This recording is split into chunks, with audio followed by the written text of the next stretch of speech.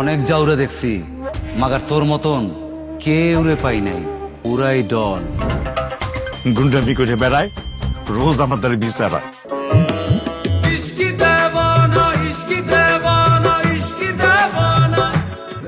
তোমার হিরো হনের দরকার ছিল। হিরো তো আমি হয়ে গেছিলাম, নায়িকা তুমি।